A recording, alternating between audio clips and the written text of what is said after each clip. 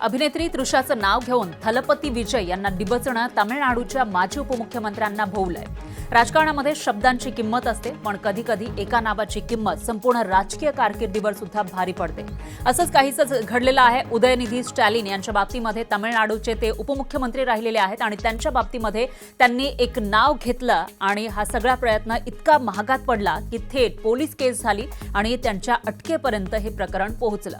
एका नावामुळे, एक चिडवण्यामुळे, एकाचं नाव घेऊन चिडवण्यामुळे एवढं मोठं वादळ कसं उठलं समजून घेऊयात या व्हिडिओमधून। एकीकडे सिनेमामधून लाखो चाहत्यांच्या हृदयावर राज्य करणारा आणि आता तामिळनाडूच्या राजकारणामध्ये नवा चेहरा बनलेला थलपती विजय, जे पहिल्याच निवडणुकीमध्ये तामिळनाडूचे सीएम बनलेले आहेत आणि त्यांनी जे निर्णय घेतले ते सुद्धा अनेकांना आवडतायत असे विजय थलपती एकीकडे आहे। दुसरीकडे द्रविड राजकारणाचा वारसा लाभलेलं नाव आहे माजी मुख्यमंत्री एम करुणानिधी यांचा नातू आणि स्टॅलिन यांचा मुलगा उदयनिधी स्टॅलिन। आणि याच्यामध्ये तिसरी व्यक्ती आहे एक अभिनेत्री, 2 दशकांपेक्षा जास्त काळ दक्षिणेच्या चित्रपटसृष्टीवर अधिराज्य गाजवणारी अभिनेत्री तृषा कृष्णन। हे तिघे एका राजकीय वादाच्या केंद्रस्थानी आले। संपूर्ण वादाची सुरुवात झाली कावेरी नदीच्या पाणी प्रश्नावर आयोजित आंदोलनामधून। त्या सभेमध्ये विजय यांच्यावर टीका करताना काही कार्यकर्त्यांनी तृषा तृषा अशा घोषणा दिल्या। त्यानंतर उदयनिधी स्टॅलिन यांनी केलेली टिप्पणी अनेकांनी अभिनेत्री तृषाचा उल्लेख करून विजय यांना चिडवण्याचा हा प्रयत्न असल्याचा आरोप केला।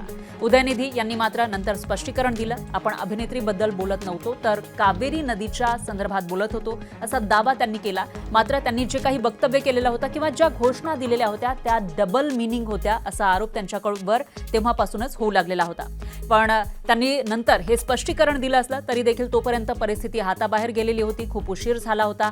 विजय यांच्या पक्षानं या वक्तव्याला महिलांचा अपमान आणि अश्लील सूचकता असल्याचा आरोप करत थेट पोलिसात तक्रार केली। इतकंच नाही तर राष्ट्रीय महिला आयोगाकडे सुद्धा दाद मागितली गेली। यानंतर पोलिसांनी FIR दाखल केला आणि महिलांचा अपमान, माहिती तंत्रज्ञान कायदा आणि इतर कलमांखाली गुन्हा नोंदवण्यात आला।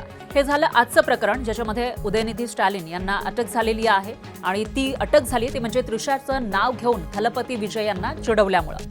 पण विशेष म्हणजे ही पहिली वेळ नाहीये की तृषानं अशा प्रकारच्या उल्लेखाला विरोध केलेला आहे।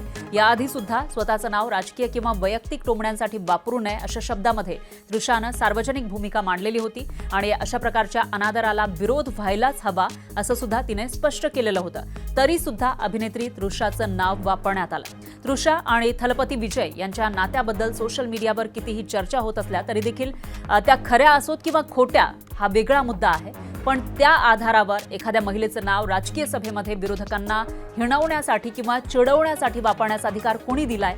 लोकशाही म्हणजे विचारांचा संघर्ष की व्यक्तिमत्वावर हल्ला?